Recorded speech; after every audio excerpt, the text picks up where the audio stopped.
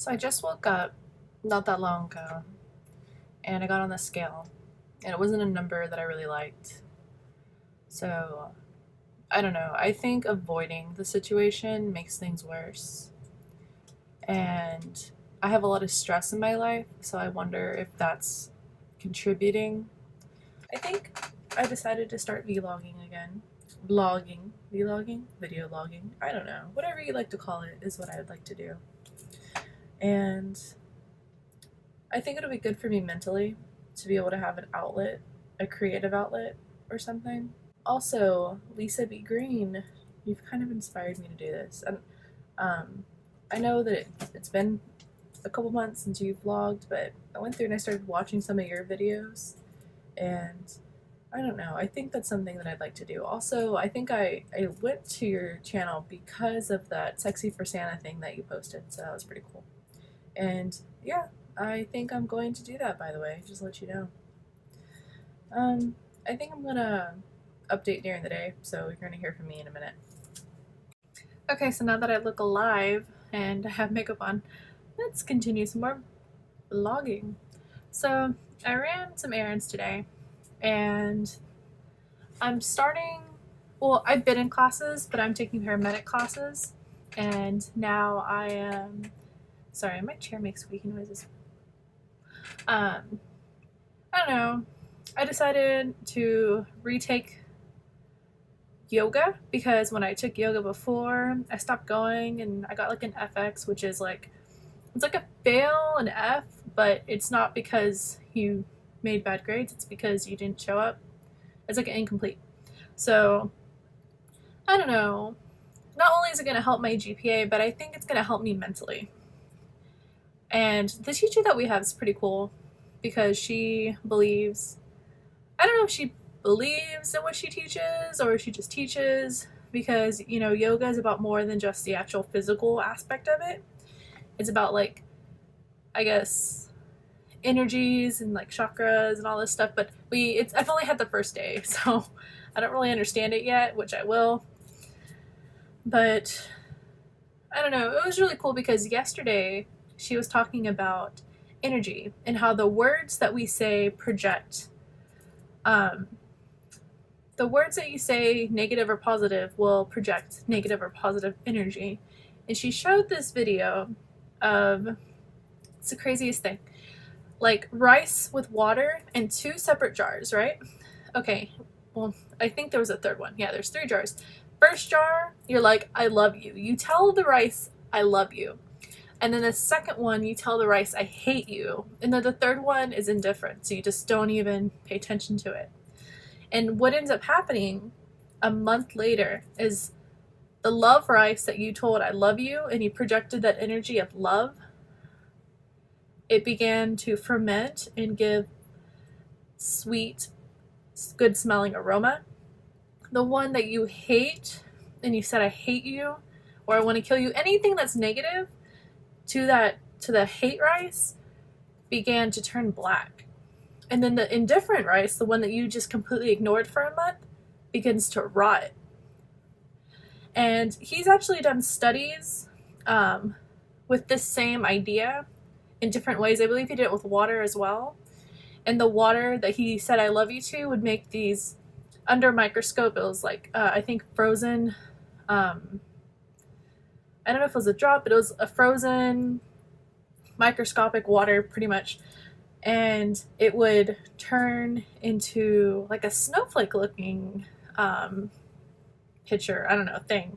And then the one that he said I love you or I hate you or something evil, it, instead of being like glowing and beautiful and like a snowflake under the microscope, it looked like an explosion of like blacks and browns and ugly. I guess what the science part of it comes down to is, if such a large portion of our body is made out of water, then can you imagine the effects that it has on our body?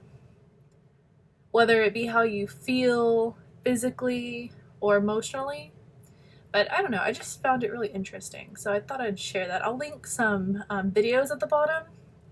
And this is stuff that like my yoga teacher showed us. And I think we're supposed to be doing some sort of experiments with that. So if we do, I'll definitely let y'all see like pictures and stuff. But I don't know. She says it really depends if she can trust the class because of the whole aspect of if somebody goes home and they jack up the project, like they say hate to the love rice and like love to the hate rice, then it'll mess it up. And yeah. Another reason why I'm telling you all this is because like I didn't have, I guess, the best upbringing. You know, my dad and my mom both had their own individual things. But my mom was really hard on me growing up, and she didn't always say the nicest things. So if this science experiment or this hypothetical thought is true, then if somebody ignored you, which I told you the ignored rice actually looked worse than the hate rice, and that's the whole idea of, you know, somebody talking to you, okay, if somebody talks to you and it's negative versus completely being alone and ignored, which would be worse. Personally, I would prefer to have contact or human contact or some sort of like an energy versus being alone and secluded. I wonder if the upbringing has a like effect on me. And there's already been studies about, I don't know how to word it. There's been studies of, I guess, upbringing along with, you know, weight issues and, you know, coping mechanisms. So I wonder if I possibly like overeat or if I use eating to cope. And as things have progressed and things have gotten worse in the recent year or so, I've noticed that my weight as well has gotten worse. So I need to try and find ways to keep myself from coping in negative ways. Whether that's yoga or blogging or maybe start writing again. I used to write in a journal. I mean, I talk to family, but it's kind of like when you have the same issues over and over again, you don't want to keep crying wolf. You don't want to keep coming up to somebody or like my loved one or a friend and being like, yeah, so it's the same thing again, but I'm still upset. Because it just seems like it's something you should get over. Like, for instance, my parents divorced when I was 18. And no, I think I was 19. Well, my brother is 10 years younger than me. And recently things have gotten bad. And I'm 23. You think that, yeah, they're divorced. I shouldn't be worrying about it. It's none of my business and all that. But honestly, anything that affects my little brother is going to affect me. And even though I'm grown, it's like, you know, people still try and bring you into their problems and their issues. And I don't know, it just takes a toll on me. And I worry about, you know, my younger brother, and I worry about just issues that are out of my hands and that I cannot control. Yeah, so, let me break my phone while I'm at it. So this is me listening to music while I'm vlogging, because if it's too quiet, then I don't know what to say, I guess, and my brain's like, it's quiet. Yeah, but I'm gonna start trying to post pictures of like what I ate the day before, because I'm probably gonna like upload this before I'm finished eating today, so we'll see. Yeah, but it's been a while since I've been back. I'm glad to be back. I'm gonna try and update. I mean, I really can't say, oh, I'm gonna update every day or I'm gonna update such and such times a week, because honestly, come on, it's life. I don't know. But yeah, if you want to give me any advice about like starting to do this whole shiznig thing again, like the weight loss and vlogging, and I don't know, just I guess comment below and tell me what you think.